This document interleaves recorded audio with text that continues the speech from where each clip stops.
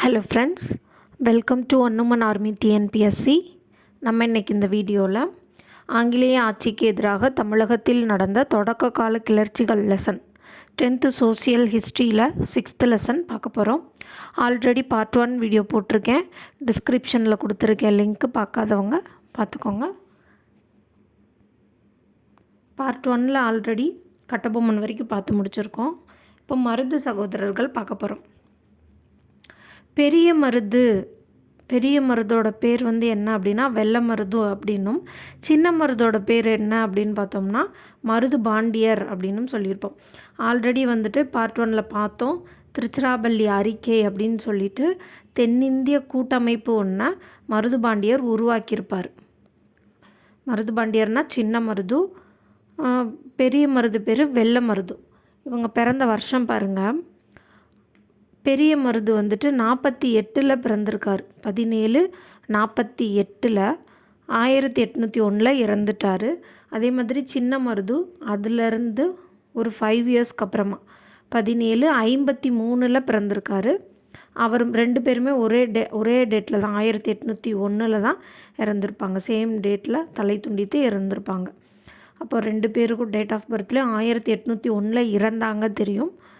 பிறந்த வருடத்தில் 1748 ஒருத்தர், 5 வருஷம் அதுலேருந்து 1753 ஒருத்தர்.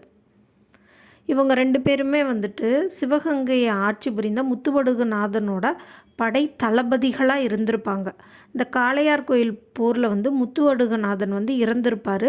அதுக்கப்புறமா வேலுநாச்சியார் 8 வருஷங்க அப்புறம் 1780 போர் புரிஞ்சு சிவகங்கையை மீட்டெடுத்திருப்பாங்க. அதுக்கு இந்த மருது சகோதரர்கள் ரொம்ப ஹெல்ப் பண்ணியிருப்பாங்க. அதுக்கப்புறமா கட்டபொம்மன் இறப்புக்கு அப்புறம் 18ஆம் நூற்றாண்டோட கடைசி காலகட்டங்களில் மருது சகோதரர்கள் பிரிட்டிஷாரை கட்டபொம்மனோட சகோதரரான ஊமைத்துறையோடு இணைஞ்சு பிரிட்டிஷாரை எதிர்த்திருப்பாங்க. இந்த மருது சகோதரர்கள் நவாபுக்கு சொந்தமான களஞ்சியங்களை கொள்ளையடித்தது இல்லாமல் கம்பெனியோட படைகளுக்கும் பெரும் சேதத்தை ஏற்படுத்தியிருக்காங்க. மருது சகோதரர்களின் கழகம் 2 வருஷம்தான், 1800 1801. 2 பேரா மருது சகோதரர்கள்னால் மொத்தம் 2 பேர். அப்போ மருது சகோதரர்கள் கழகம் 2 இயர்ஸ் தான், 1800 1801. கட்டபொம்மனோட கழகம் 1799 அக்டோபர் மாதம் 16 அவர் இறந்ததோடு ஒடுக்கப்பட்டுருச்சு. அதுக்கப்புறம் 1800 மீண்டும் ஒரு கழகம் வெடிக்குது. அந்த கழகத்தை பிரிட்டிஷ் குறிப்பில் எப்படி எழுதியிருக்காங்க அப்படின்னா 2வது பாளையக்காரர் போர் என்று குறிப்பிடுகின்றன.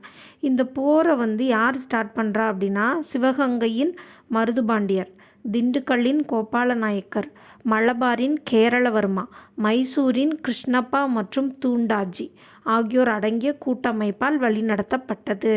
அப்போ 2வது பாளையக்காரர் போர்னாலும் மருது சகோதரர்கள் கழகம்னாலும் ஒன்று தான்.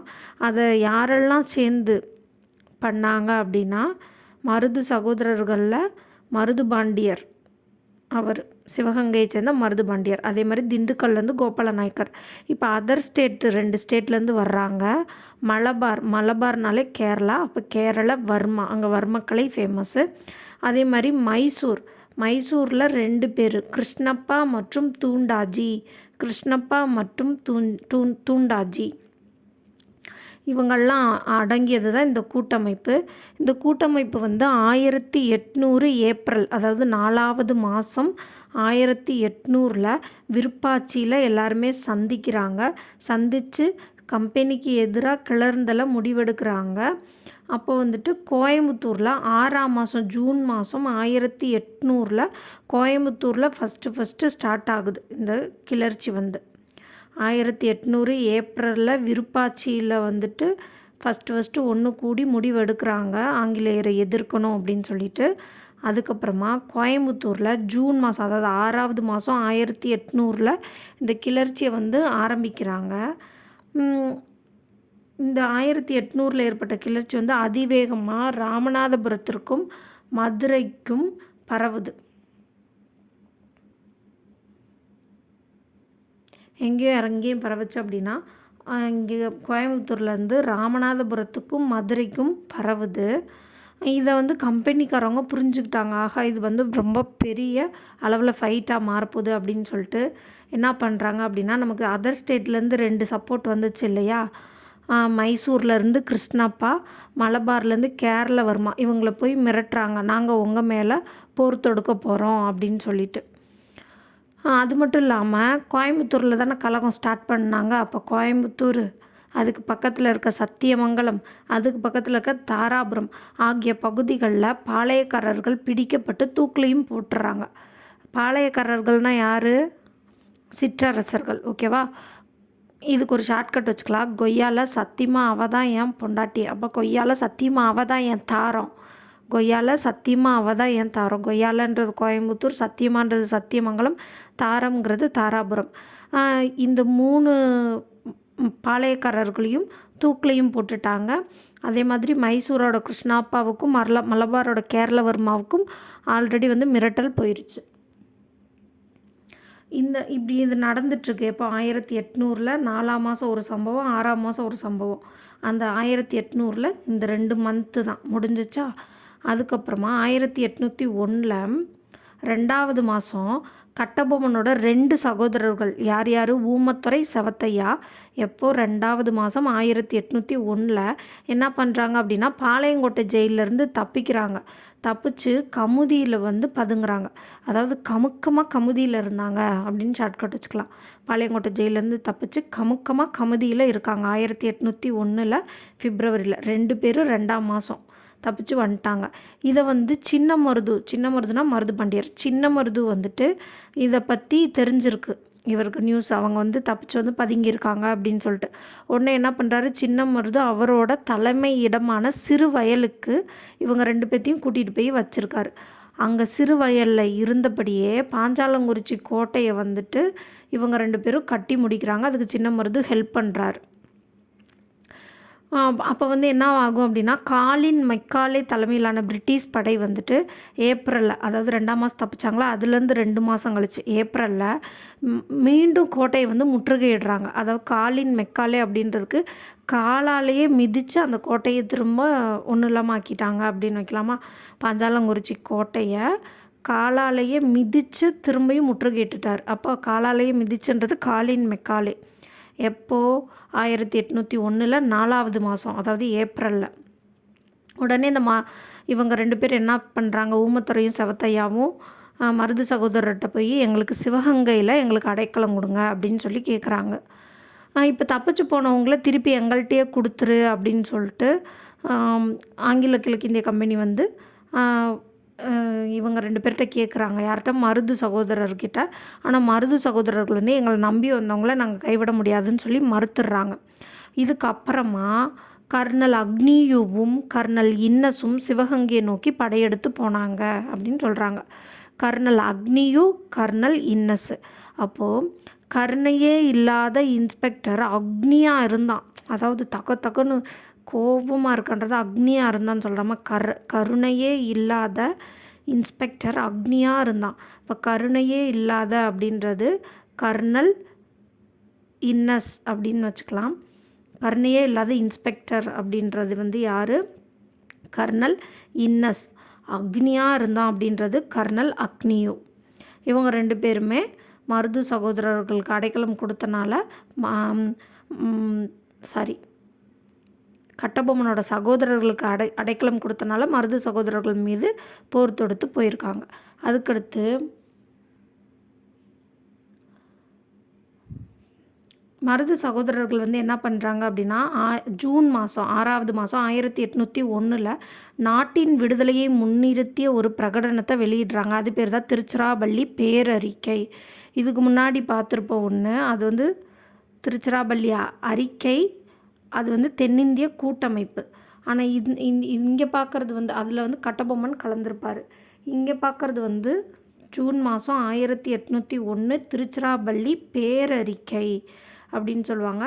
இதை வந்து தென்னிந்திய புரட்சி அப்படின்னும் சொல்லுவாங்க. மருது சகோதரர்களோட கழகம், தென்னிந்திய புரட்சி எல்லாமே ஒன்று தான். அந்த தென்னிந்திய புரட்சிக்கான அழைப்பு விடுத்திருக்காங்கள்ல, அது பேர் தான் திருச்சிராப்பள்ளி பேரறிக்கை. ஜூன் மாதம் 1801 நாங்கள் வந்துட்டு ஒரு தென்னிந்திய புரட்சி நடத்த போகிறோம், அதுக்கு வாங்கன்னு எல்லாத்துக்கும் அழைப்பு விடுப்பாங்க. அது பேர் தான் திருச்சிராப்பள்ளி பேரறிக்கை. பார்க்கலாமா? பிரிட்டிஷாருக்கு எதிராக மண்டல ஜாதி சமய இன வேறுபாடு கடந்து நிற்பதற்காக முதலில் விடுக்கப்பட்ட அறைகூவல் தான் இந்த 1801 பேரறிக்கை அப்படின்னு சொல்கிறாங்க. ஜாதி சமய இன வேறுபாடு எதுவுமே கிடையாது, நீங்கள் வாங்க, நம்ம வந்துட்டு பிரிட்டிஷை எதிர்க்கலாம் அப்படின்னு சொல்லிட்டு. இந்த பேரறிக்கைக்கு பேரே பாருங்கள், திருச்சிராப்பள்ளி பேரறிக்கை. அப்போ திருச்சியில் இருந்த நவாபோட கோட்டை சுவரோட முன்புறத்திலும், திருச்சியில் இன்னொரு கோயில் ஃபேமஸ் என்னென்னா ஸ்ரீரங்கம் கோவில் தான். ஸ்ரீரங்கம் கோவிலோட சுற்றுச்சுவர்லையும் இந்த பேரறிக்கை ஒட்டுறாங்க. அப்போ இதை பார்த்து படித்து ஆங்கிலேயருக்கு எதிராக இருந்த பாளையக்காரர்கள் எல்லாமே என்ன பண்ணுறாங்க அப்படின்னா ஒன்று சேர்றாங்க. ஒன்று சேர்ந்து சின்னமருது ஏறத்தாழ 20,000 ஆட்களை ஆங்கிலேயருக்கு எதிராக திரட்டுறாரு. எவ்வளோ பேர்த்த? 20,000 பேரை. அப்போது ஆங்கிலேயர் என்ன பண்ணுறாங்க அப்படின்னா, இவ்வளோ பெரிய படையை அவங்க சமாளிக்கணும்ல, அதனால வங்காளம், சிலோன், மலேயா ஆகிய இடங்களில் நிறுத்தி வைக்கப்பட்டிருந்த பிரிட்டிஷ் படைகளை விரைந்து ஒன்று சேர்க்குறாங்க. இதுக்கு ஷார்ட்கட் சிவம் அப்படின்னு வச்சுக்கலாம். சிவம்னா சீல சிலோன், வானா வங்காளம், இம்னா மலேயா ஆகிய இடங்களில் நிறுத்தி வைக்கப்பட்டிருந்த பிரிட்டிஷ் படைகளை விரைந்து வர்றாங்க. அது மட்டும் இல்லை, ஆல்ரெடி கட்டபொம்மனை காட்டி கொடுத்தது யார்? புதுக்கோட்டை, எட்டயபுரம் நான் சொன்னேன். இப்போ தஞ்சை அரசர்களும் பிரிட்டிஷாரோடு கைகோர்க்குறாங்க. புதுக்கோட்டை, எட்டயபுரம், தஞ்சாவூர் அரசர்கள் பிரிட்டிஷாரோடு கைகோர்க்குறாங்க. ஏன் அப்படின்னா ஆங்கிலேயரோட பிரித்தாளும் சூழ்ச்சி அங்கே நடந்திருக்கும். சிவகங்கை வீழ்ச்சி எப்படின்னு பார்க்கலாம். இப்போ ஆங்கிலேயர் மே மாதம், அதாவது 5வது மாதம் 1801 என்ன பண்ணுவாங்க அப்படின்னா, தஞ்சாவூரிலும் திருச்சியிலும் இருந்த கலகக்காரர்களை தாக்கியிருப்பாங்க. 1801, அதாவது ஜூன் மாதம் நடக்க போகுது. என்ன நடக்க போகுது? இந்த தென்னிந்திய புரட்சி நடக்க போகுது அப்படின்னு சொல்லிட்டு அறிக்கை வந்துருச்சுல. அதனால மே மாதமே 1801 எங்கே இந்த அறிக்கை வந்துச்சு? திருச்சியில். ஆல்ரெடி யார் போய் சரண்டர் ஆகிட்டாங்கன்னு நான் சொன்னேன். தஞ்சாவூர் அரசர் ஆல்ரெடி சரண்டர் அப்படின்னு சொல்லிட்டேன். அப்போ திருச்சி மற்றும் தஞ்சாவூரில் இருந்த கலகக்காரர்களை தான் ஃபஸ்ட்டு தாக்குறாங்க. ஃபஸ்ட்டு தாக்குனது என்ன ஆகுது அப்படின்னா, கலகக்காரர்கள் பிரான்மலையிலும் காளையார் கோயிலிலும் தஞ்சம் புகுந்தன. இதுக்கு ஷார்ட்கட் எப்படி வச்சுக்கலாம் அப்படின்னா, பெடனி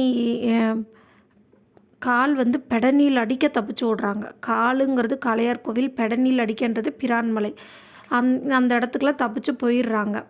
அப்போது பிரிட்டிஷ் படைகளால் அவங்க யார்? சிவகங்கை தோற்கடிக்கப்படுது. அப்போது சிவகங்கை பிரிட்டிஷ்காரவங்க கைப்பற்றிட்டாங்க. கைப்பற்றினதுக்கப்புறமா 1801 சிவகங்கையை இணைச்சிட்டாங்க. அப்போ ராமநாதபுரத்திற்கு அருகே இருக்கிற திருப்பத்தூர் கோட்டையில் 1801 அக்டோபர் 24 அன்று மருது சகோதரர்கள் தூக்கிலிடப்பட்டனர். அப்போ தான் ஒரு திருப்பம் ஏற்பட்டுருச்சு. என்ன அப்படின்னா, என்னதான் மருது சகோதரர்கள் பாளையக்காரர்கள் சின்னமருது 20,000 பேரை கூட்டி வச்சுருந்தாலும் ஆளாளுக்கு கலண்டுட்டாங்க இல்லையா? அதனால ஒரு திருப்பம் ஏற்பட்டது. எங்கே? திருப்பத்தூர் கோட்டையில். அதனால 1801 அக்டோபர் மாதம், அதே கட்டபொம்மனை கொன்ற அதே 10வது மாதம் 24ஆம் தேதி மருது சகோதரர்கள் தூக்கில் போடப்பட்டாங்க.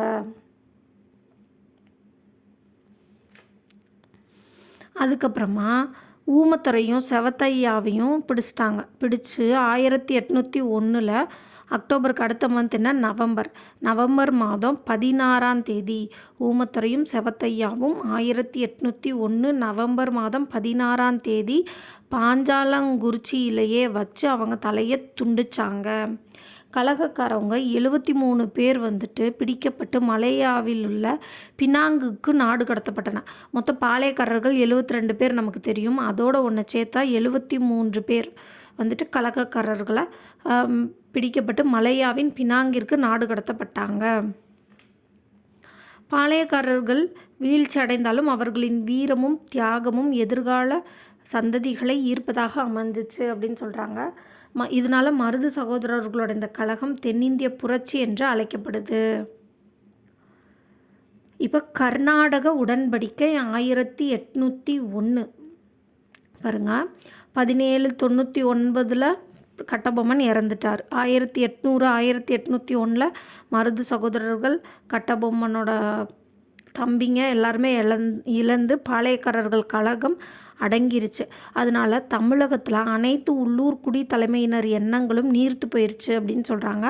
1801 7வது மாதம், அதாவது ஜூலை 31, 1801 ஜூலை 31 கர்நாடக உடன்படிக்கை ஒன்று போடுறாங்க.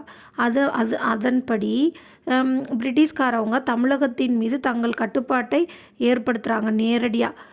அது மட்டும் இல்லாமல் பாளையக்காரர் முறை முடிவுக்கு வந்தவுடன் அனைத்து கோட்டைகளும் இடிக்கப்பட்டு அவர்களின் படைகளும் கலைக்கப்படுது.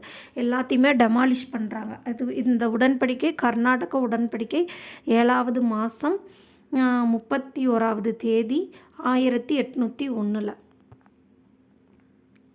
தீரன் சின்னமலை 1756 1805. அப்போது மருது சகோதரர்களை சின்ன மருது வந்து 1803 படிச்சிருப்போம். சின்ன மருது வந்துட்டு 1753 அப்படின்னு படிச்சிருப்போம். அவருக்கு அப்புறம் 3 இயர்ஸ்க்கு அப்புறம் 1756 பிறந்து 1805 வரைக்கும் இருந்திருக்காரு. இந்த தீரன் சின்னமலையோட இயற்பெயர் என்ன அப்படின்னா தீர்த்தகிரி. இவர் எந்த ஊரை சேர்ந்தவர் அப்படின்னா ஈரோட்டில் இருக்க சென்னிமலையை சேர்ந்தவர் தீர்த்தகிரி. தீரன் சின்னமலையோட இயற்பெயர் வந்துட்டு தீர்த்தகிரி. ஈரோட்டில் இருக்க சென்னிமலையில் பிறந்தவர். 1756 பிறந்தார். இவருக்கும் வேலு நாச்சியாருக்கும் இதுக்கு அடுத்து வர பாயிண்டில் ஒற்றுமை இருக்கும். வேலு நாச்சியாரும் சிலம்பம், வில்வித்தை, குதிரை ஏற்றம், வளரி மற்றும் போர்க்கருவிகளை கையாளும் முறையில் சிறந்து விழுந்திருப்பாங்க. தீரன் சின்னமலை பாருங்கள், சிலம்பு, வில்வித்தை, குதிரை ஏற்றம் மற்றும் நவீன போர் முறைகளை கற்றுத்தேர்ந்தார். ப்ளஸ் சிலம்பம், வில்வித்தை, குதிரை ஏற்றம்னா தீரன் சின்னமலை வந்துடுவார். தீரன் சின்னமலை என்ன பண்ணுவார் அப்படின்னா கொங்கு பகுதினா கோயம்புத்தூர் ஏரியா இருக்கும்ல, அந்த கொங்கு மண்டலம். கொங்கு பகுதியில் குடும்பம் மற்றும் நில பிரச்சனைகளுக்கு தீர்வு வழங்குதல் போன்ற செயல்களில் ஈடுபட்டு வர்றாரு.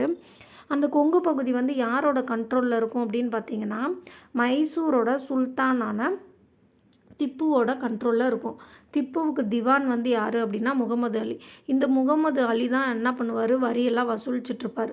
அதே மாதிரி ஒரு முறை இந்த முகமது அலி வந்து வரி வசூலிச்சுட்டு திருப்பி ரிட்டன் போயிட்டுருப்பார். அப்போ வந்து இந்த நம்மளோட தீரன் சின்னமலை என்ற தீர்த்தகிரி வந்து என்ன பண்ணுவார் அப்படின்னா அவர்கிட்ட இருக்க வரி பணத்தை எல்லாத்தையுமே பிடிங்கி வச்சுட்டு முகமது அலிகிட்ட என்ன சொல்லுவார் அப்படின்னா சென்னிமலைக்கும் சின்னமலைக்கும் என்ன சொல்கிறேன்னா சிவமலைக்கும் சென்னிமலைக்கும் இடையே இருந்த சின்னமலையே வரிப்பணத்தை பிடுங்கி கொண்டதாக சுல்தானுக்கு போய் சொல்லு அப்படின்னு சொல்லுவார். என்னென்னா சிவன்மலைக்கும் சென்னிமலைக்கும், சிவன்மலைனா ஹிமாலயாஸ்ன்னு நினைக்கிறேன், சென்னிமலைனா இவர் திருச்சியில் இருக்கிற சென்னிமலை சொல்கிறாரு. அவர் வந்து சின்னமலை அப்படின்னு சொல்லிக்கிறார். சிவன்மலைக்கும் சென்னிமலைக்கும் இடையே இருந்த சின்னமலையே வரிப்பணத்தை பிடுங்கி கொண்டதாக சுல்தானுக்கு போய் சொல்லு அப்படின்னு சொல்கிறாரு. இதனால தான் அவர் பேரை வந்து தீரன் சின்னமலை அப்படின்னு அழைக்கிறாங்க. தீரன் சின்னமலைன்னு இவருக்கு ஏன் பேர் வந்துச்சு அப்படின்னா திவானான முகமது அலிக்கிட்டேருந்து வரிப்பணத்தை பிடுங்கிக்கிட்டு சிவன்மலைக்கும் சென்னிமலைக்கும் இடையே இருந்த சின்னமலையே வரிப்பணத்தை பிடுங்கி கொண்டதாக சுல்தானுக்கு போய் சொல் அப்படின்னு சொல்லியிருப்பார். இதனால் திவான் முகமது அலி வந்து என்ன பட்டிருப்பார் அப்படின்னா அவமானம் அடைஞ்சிருப்பார். அதனால் வந்துட்டு சின்னமலையை தாக்க வந்து ஒரு படையை அனுப்பியிருப்பார். 2 படைகளும் நொய்யல் அப்படின்ற ஆற்றங்கரையில் மோதிக்கும். அதாவது நொய்யின்னு ஒரு படையை அனுப்பியிருப்பார் முகமது அலி அப்படின்னு ஷார்ட்கட் வச்சுக்கலாம். நொய்யின்னு ஒரு படை அனுப்பினார் அப்படின்றதான் நொய்யல் ஆற்றங்கரையில் மேற்கொண்ட மோதலில் சின்னமலை வந்து வெற்றி பெறுவார். ஏன்னா அவர் நொய்யின்னு படை அனுப்பியிருக்கார்ல. அதுக்கப்புறம் திப்பு சுல்தானும் வந்து ஆங்கிலேயரை எதிர்த்து இறந்துட்டார். எல்லாமே முடிஞ்சு அதுக்கப்புறமும் கூட சின்னமலை வந்து என்ன பண்ணுவார் அப்படின்னா தீரன் சின்னமலை ஒரு இடத்துல ஒரு கோட்டையை கட்டுவார். அந்த கோட்டையை விட்டு வெளியேறாமையே ஆங்கிலேயரை எதிர்த்து போரிடுவார். அதனாலேயே அந்த இடத்துக்கு ஓடா நிலை அப்படின்னு பேர் வந்துச்சு. ஓடா நிலைன்ற இடத்துக்கு எப்படி ஓடா நிலைன்னு பேர் வந்துச்சு அப்படின்னா அந்த இடத்துல தீரன் சின்னமலை ஒரு கோட்டையை கட்டி அந்த கோட்டையில் இருந்தபடி எங்கேயும் போகாமல் ஆங்கிலேயரை எதிர்த்து போரிடுவார். அதனால் இவர் வந்து நம்ம தீரன் சின்னமலை வந்து கொரில்லா போர் முறைகளை கையாளுவதில் ஃபேமஸ். கொரில்லா போர் முறைனா மறைந்திருந்து தாக்குவது அப்படின்றது. அதாவது நேராக போய் தாக்க மாட்டாங்க, ஒளிஞ்சிருந்து தாக்குவாங்க. அது பேர் கொரில்லா போர் முறை. இறுதியாக தீரன் சின்னமலையும் அவரோட சகோதரர்களும் கைது செய்யப்படுறாங்க ஆங்கிலேயரால். ஆங்கிலேயர் ஆட்சியை வந்து ஏற்றுக்க சொல்லுவாங்க. ஆனால் தீரன் சின்னமலையும் அவரோட சகோதரர்களும் வந்து மறுத்துருவாங்க. அதனால சங்ககிரியில் அவங்கள சிறை வச்சுருப்பாங்க. அதாவது சங்க பிடிச்சிட்டாங்க அப்படின்ற மாதிரி ஞாபகம் வச்சுக்கலாம். சங்க பிடிச்சி நெரிச்சு கொன்னுட்டாங்க அப்படின்ற மாதிரி சங்ககிரியில் சிறை வைக்கிறாங்க. 1805 ஜூலை 31, இதுக்கு முன்னாடி கர்நாடக உடன்படிக்கை ஜூலை 31, 1801 படித்தோம். இது 1805 ஜூலை 31 அன்று அந்த சங்ககிரி கோட்டையோட உச்சியிலேயே அவங்கள தூக்கில் போட்டுட்டாங்க, நெரிச்சிட்டாங்க. அப்படின்னா எங்கே? சங்ககிரியில். அடுத்து நம்ம பார்க்க போகிறது வேலூர் புரட்சி. இப்போ வந்துட்டு 1798 வந்து இது வந்து இயர்ஸ் வந்து மாறி மாறி கொடுத்துருக்கு. சரி, ஓகே, நம்ம அப்படியே படிச்சுக்கலாம். தென் தமிழகத்தில் வந்து பாளையக்காரர் முறை ஒடுக்கிறதுக்கு முன்னாடி 1792 என்ன ஆயிரும் அப்படின்னா, கிழக்கிந்திய கம்பெனி திப்புவோட போர் புரிஞ்சிருப்பாங்க. போரின் முடிவில் வந்து கிழக்கிந்திய கம்பெனி வின் பண்ணியிருக்கும். 1792 2 மாவட்டங்கள் சேலம் மற்றும் திண்டுக்கலை வருவாய் மாவட்டங்களாக கிழக்கிந்திய கம்பெனி பெற்றுக்கொள்ளும். எந்த 2 மாவட்டங்களா? சேலம், திண்டுக்கல். இது எப்படின்னா சேதி அப்படின்னு வச்சுக்கலாம். சேதி சொல்லிட்டாங்க 1792 எங்களோட வருவாய் மாவட்டங்கள் இது 2 தான். சேதியில் சேலம், திண்டுக்கல். அந்த 2 டிஸ்ட்ரிக்டையும் கிழக்கிந்திய கம்பெனி வச்சுக்கிறோம். 1799 ஆங்கிலேய மைசூர் போரின் முடிவில் கோயம்புத்தூரும் இணைக்கப்பட்டுருச்சு. 1799 ஆங்கிலேயருக்கும் மைசூருக்கும் இடையில் போர் நடக்குது. அதில் வந்துட்டு கோயம்புத்தூரையும் இணைச்சிக்கிட்டாங்க. அது மட்டும் இல்லை, 1799 கட்டபொம்மன் இறந்துட்டார். இப்போ கட்டபொம்மன், கோயம்புத்தூர் 2க்குமே ஒரே வருஷம் தான், 1799. அதுக்கப்புறம் மருது சகோதரர்கள் 1801 இறந்துட்டாங்க. 1798 இந்த தஞ்சாவூர் அரசர் என்ன பண்ணுவார் அப்படின்னா, அவராகவே போய் அவரோட அரச உரிமை எல்லாத்தையுமே விட்டு கொடுத்து கப்பம் கட்டும் நிலைக்கே தள்ளப்பட்டிருப்பார். அப்போ ஃபஸ்ட்டு 1792 திப்புவோட போர் நடக்குது. அதில் சேலம், திண்டுக்கல் வருவாய் மாவட்டங்களாக நாங்களே வச்சுக்குவோம் அப்படின்னு சொல்லிட்டாங்க. 1798 தஞ்சாவூர் அரசர் அவராக போய் சரண்டர் ஆயிடுவார். 1799 கட்டபொம்மன் எதிர்ப்பு. அதே 1799 ஆங்கிலேய மைசூர் போர் முடிவில் கோயம்புத்தூரும் இணைக்கப்பட்டுருச்சு. அப்புறம் 1801 மருது சகோதரர்கள் எதிர்ப்பு. இது எல்லாத்தையும் ஒடுக்குன பின்னாடி பிரிட்டிஷ்காரன் என்ன பண்ணுறான், நான் ஃபஸ்ட்டே சொன்னேன், அவன் வேணுன்ற ஹெல்ப்பெல்லாம் வாங்கிக்கிட்டு கடைசியில் வந்துட்டு நம்ம ஆட்களை நீ துரோகம் பண்ணிட்ட, செஞ்சுட்ட அப்படின்னு சொல்லி தூக்கில் போட்டுருவாங்க, செஞ்சுருவாங்க, கழட்டி விட்ருவாங்க. அதே மாதிரி ஆற்காடு நவாபை என்ன பண்ணுறாங்க அப்படின்னா, விசுவாசமற்றவர் என்று குற்றம் சுமத்தி அவர்கிட்ட ஒரு ஒப்பந்தம் போடுறாங்க. அதுபடி 1801 ஏற்பட்ட இந்த ஒப்பந்தத்தின்படி ஆற்காடு நவாப் என்ன பண்ணுறாரு, வட ஆற்காடு, தென்னார்காடு, மதுரை, திருச்சி, திருநெல்வேலி ஆகிய மாவட்டங்களை நிர்வகிக்கும் அதிகாரத்தை கிழக்கிந்திய கம்பெனியிடம் ஒப்படைக்க வேண்டும் அப்படின்னு ஆயிரும். எங்கெங்க? வட ஆற்காடு, தென்னார்காடு, மதுரை, திருநெல்வேலி, திருச்சி, திருநெல்வேலி இந்த மாவட்டங்களெல்லாம் ஒப்படைச்சிருவார். இந்திய வீரர்கள் மனக்குறை என்ன அப்படின்னு பார்த்தோம்னா, ஏன் எதிர்ப்பெல்லாம் அடங்கலை அப்படின்னா, இந்த மாதிரி வந்துட்டு இப்போ இத்தனை கலகக்காரர்களை ஒடுக்கியிருக்காங்களா, அவங்களாம் வந்து உரிய நேரம் வரணும் அப்படின்னு சொல்லிட்டு காத்திருப்பாங்க. அந்த காத்திருக்கிற அந்த டைம் தான் வந்துட்டு 1806 வேலூர் புரட்சியாக வெளிப்படும் அப்படின்னு சொல்கிறாங்க. என்ன ஆகும் அப்படின்னா, நம்ம பிரிட்டிஷ் இராணுவத்தில் சிப்பாயாக பணியாற்றிட்டு இருப்பாங்கள்ல நம்ம தமிழகத்தை சேர்ந்தவங்க, அவங்களுக்கு குறைவான ஊதியம் வழங்குறது, அவங்க ஏதாவது பண்ணால் அவங்களுக்கு பதவி உயர்வு தராமல் இருக்கிறது, எந்த வாய்ப்புமே வழங்காமல் இருக்கிறது, இந்த மாதிரி நடந்துகிட்டே இருக்கும்.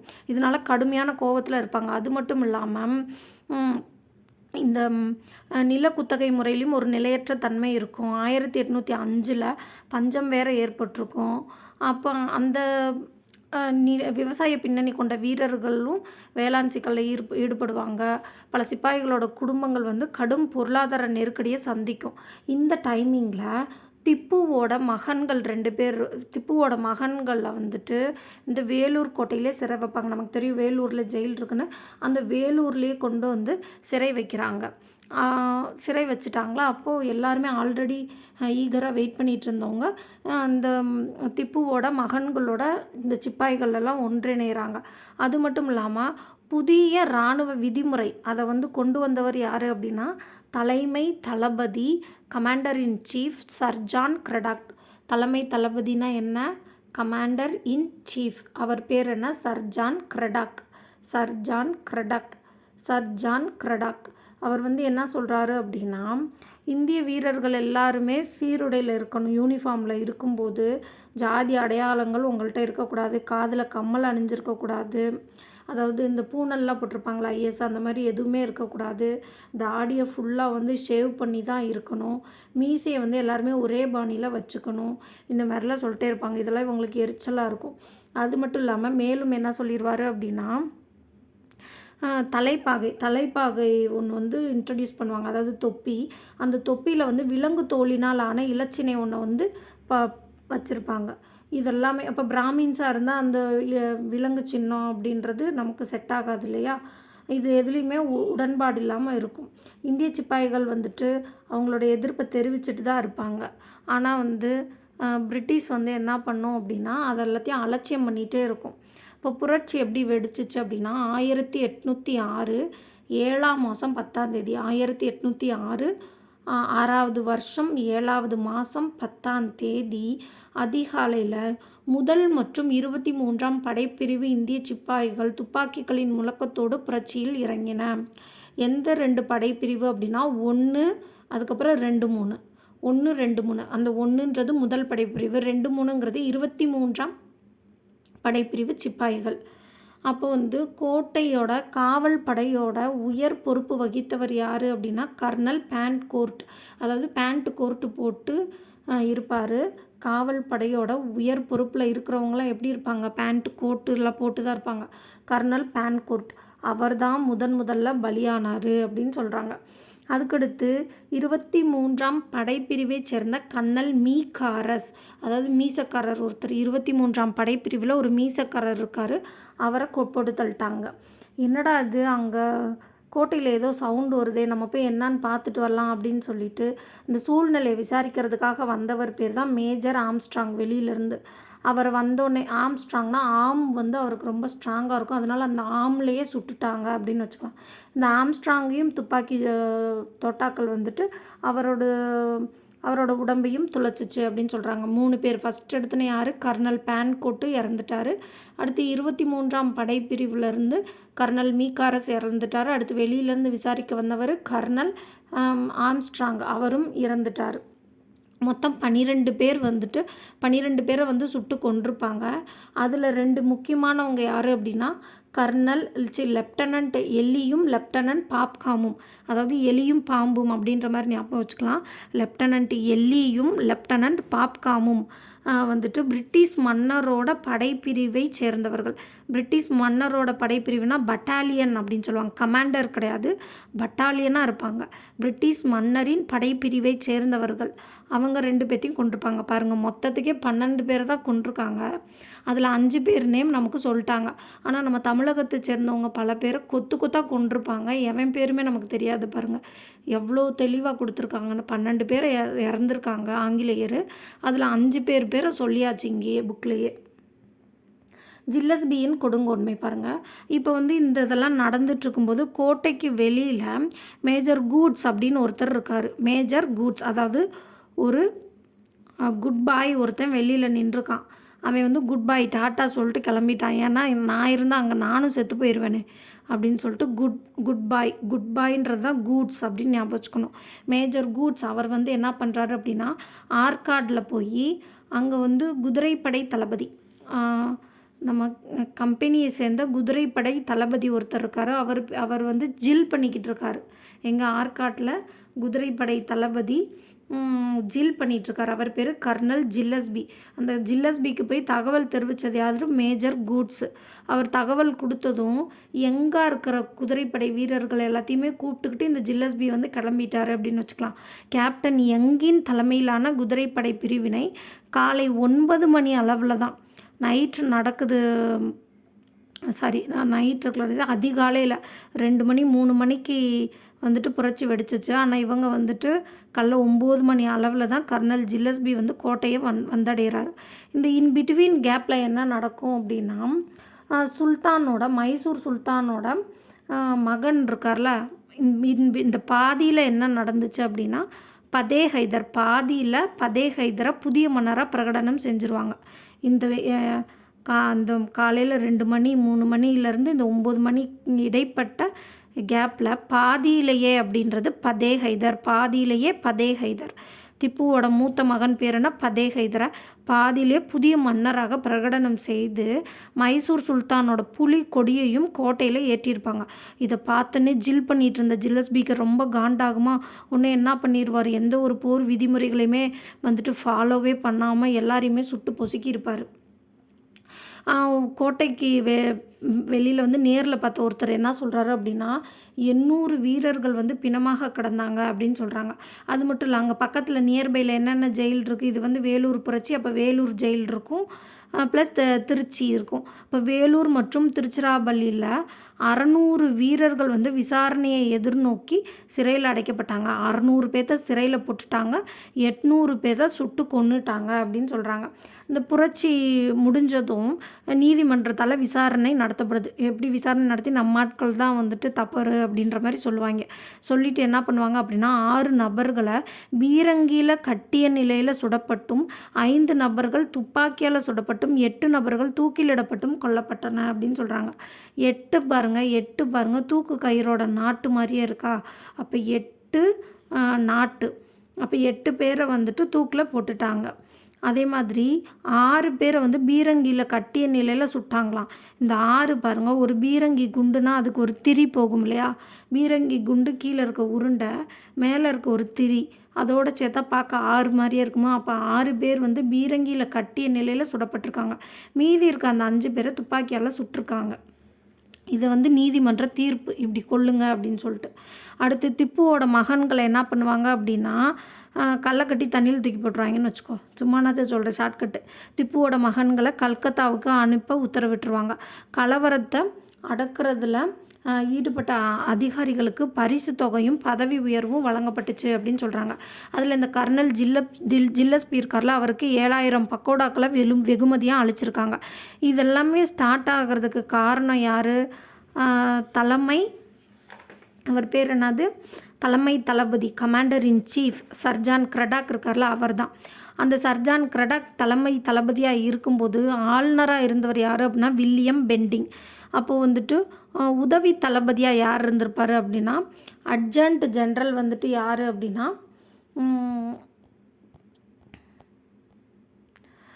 அட்ஜண்ட் ஜென்ரல் வந்துட்டு அக்னியூ அப்படின்றவர் இருப்பார். அதாவது ஆளுநர் வந்து வில்லியம் பெண்டிங்கு, அடுத்து தலைமை தளபதி வந்துட்டு சர்ஜான் கிரடாக்கு, உதவி தளபதி வந்து யாருன்னா அக்னியூ. இவங்க எல்லாரையுமே பணி நீக்கம் செஞ்சு இங்கிலாந்துக்கு அழைச்சிட்டு போய் இவங்க எல்லாத்தையும் கொன்றுவாங்க. ஏன்னா உங்களால தான் இவ்வளோ பெரிய கலகம் நடந்திருக்கு அப்படின்னு சொல்லிட்டு. அது மட்டும் இல்லாமல் அந்த புதிய இராணுவ விதிமுறைகளையும் திரும்பி வாங்கிக்கிறாங்க.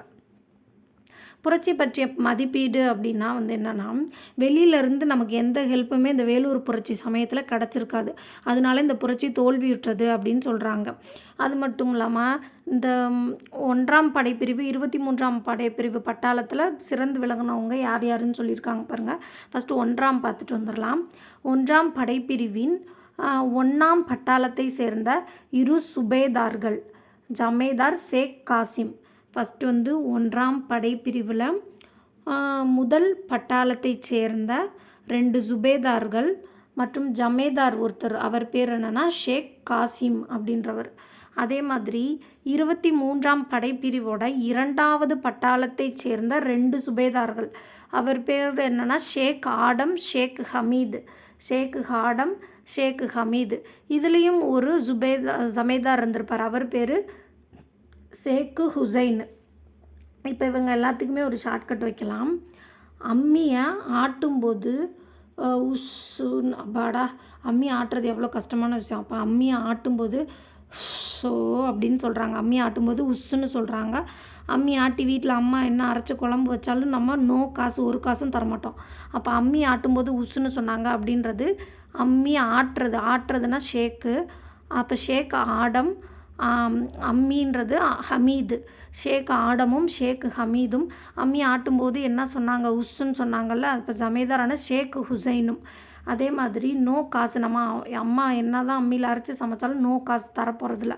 அவங்க பேர் என்னென்னா சமேதார் ஷேக்கு காசிம்.